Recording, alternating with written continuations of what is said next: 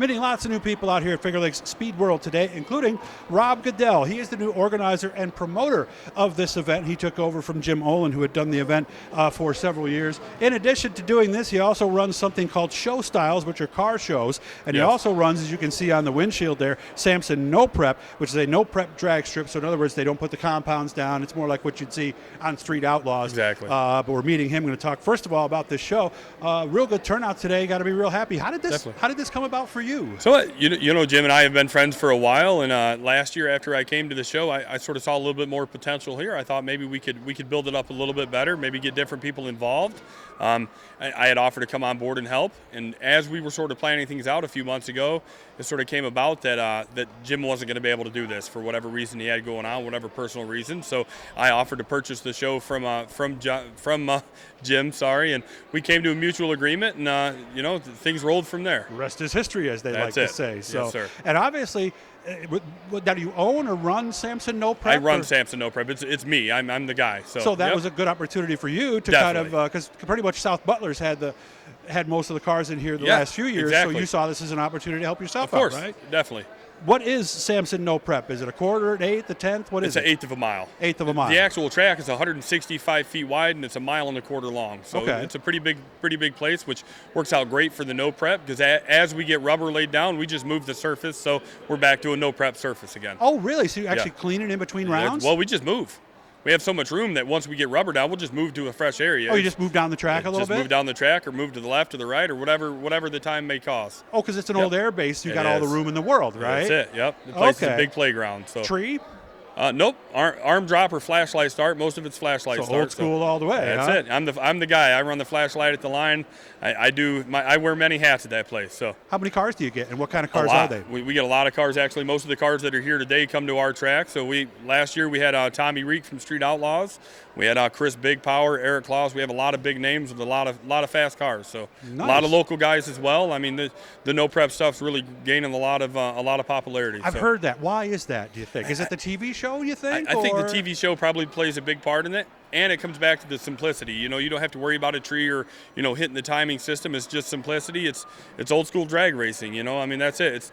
It's organized street racing. That's what a lot of people sort of fail to remember of that. Really, it's organized street racing. It's street racing in a safe manner, I guess. Yeah, because I never liked the term street racing, because they're really just out there fooling around. Right. It's not racing. Exactly. And for those of you guys who might be doing something like that, obviously something like what you're doing is a much safer and a better organized way to do things. It definitely is. You don't have to worry about the cops catching you and impounding your car and going to jail. You know, and if something was to happen and Lord, you wreck your car, we have medical personnel there to help out with that. Yeah. So there's an EMT on staff. There is. Hopefully they sit there all day and not do a thing. They definitely do, yeah. Most people drive their cars to the track? They do. A lot of guys drive their cars, actually. What percentage, if you had to guess? It is. Probably, I'd say 80% of the guys. That much? A lot of them, yeah. A lot of guys drive their, it's organized street racing, so you get a lot of guys who drive their cars there. So I would imagine for a lot of people who've never done this and maybe watched Street Outlaws or something else, right. This is a great way to actually see what it would be like and see if you have it. It is, definitely, exactly. Yep. And no brackets, so it's straight up, right? Straight up, heads up, old school racing. So how do you determine, are there different divisions?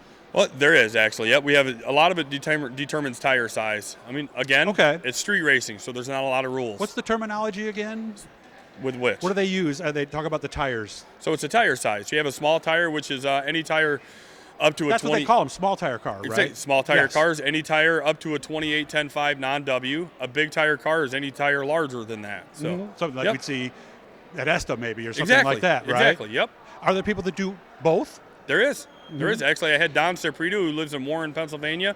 Really amazing guy, fast car. He runs both classes, which, that's a lot of work for him. He's swapping tires over. It's a lot. It's a lot. But, you do it for the love of the sport. So. And do they also run quarter miles too, a lot of them? I do some street cars at a quarter of a mile, but obviously some of these cars. No, I mean other places. Are there people that go track to track to track? Oh, yeah, definitely, yep. Okay, see, again, I don't know much about, I've been watching NHRA since the 60s, but I don't know much about the I have a bunch of guys actually at a race in North Carolina today that are there racing. So really? They're down there doing that today? Yeah, we were just there. We actually, most of the cars here, we just went to North Carolina race.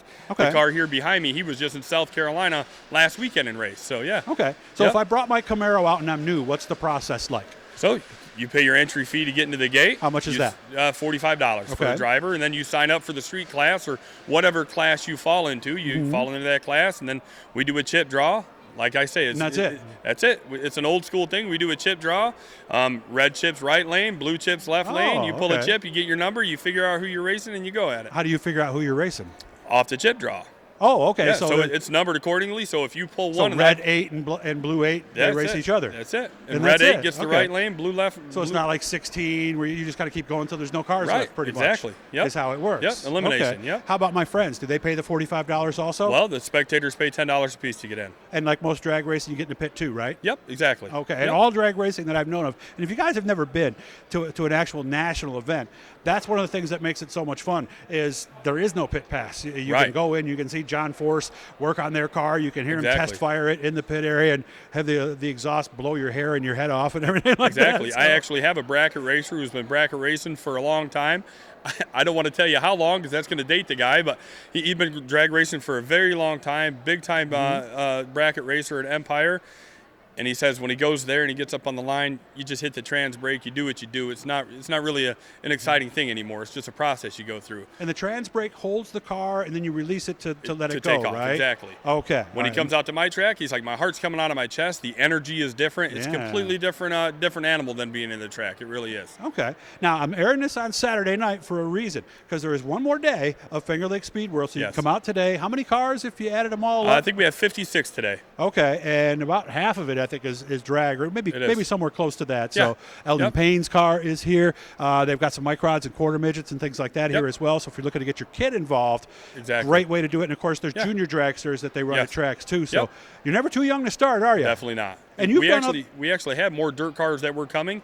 Unfortunately, a lot of guys can't get parts for their cars to finish them up. So I'm sure that's an issue across the board. That is. You did some other stuff, don't you? You actually raced other things? Yeah, I raced at Paradise Speedway. I actually raced go-karts. I used to live in North Carolina. That's where my racing addiction started, I guess you could say. So, I started racing go-karts there, did that forever. I moved here. I got back into the go-karts, and then I actually went to flat track bikes at Paradise Speedway in Geneva. We don't have a lot of time left, but I wanted to make sure. What is Show Styles? Show Styles. So I run a car show company, actually. That's how this all got started, actually. I started doing car shows. Father's Day, I used to go to the Father's Day car show in Auburn. First time I ever went was car shows, street cars, or whatever? Just a regular old car show. So I actually went there with my father. He came here from North Carolina for Father's Day. We went to the show. Unfortunately, he went home, and 29 days later, he passed away. I'm sorry. So at least you got to go to the show. That's it, too. A few years later, COVID came about. No more Father's Day show because of COVID. So I organized a little cruise in. I had 107 cars show up, and from there I started doing car shows, and here we are. So well, let's make sure we keep in touch. I want to see one of these. Where are these car shows? What areas? All over. So from where to where? I have some in Masson at Harv's Harley. I have one at the Waterloo Fairgrounds in Waterloo. I have another one at Seneca Falls. They're all over. So that's about as far to the east as you come. Yeah, exactly. Right. And how far west? Not too far. Not too far. We try to keep it in this local area. How often do you do them? I think I have 6 car shows this week. It's just sort of sporadic the way it lays out. So well, we'll keep in touch. Definitely. With Rob down the road. I'll make sure I see him, and maybe I'll bring my Camaro out if I can afford the fuel to get there. Beautiful. And we'll come on out and see what it's about. Definitely. Thanks for doing this. We appreciate it. And again, you guys got another day. What time is everything Sunday? 10 to 5 tomorrow. 10 to 5. And the nice thing is, my bid is come here at the end, because everybody's going to be loading up, so you'll be able to see the cars. Nobody's going to fire up in the mall, obviously, but they might in the parking lot. We'll fire them up so in you the parking lot. You might get a little whiff of race fuel, and I know we're all dying to get to that again. Yeah. So good to meet you. Let's keep in touch, sir. okay? Yeah, thank you. Hit the Bluey guys. I'll let you know every time we're doing something. And again, you got another day to do this, so make sure to get your butts on out to Fingerlakes Mall in Auburn today. Yep.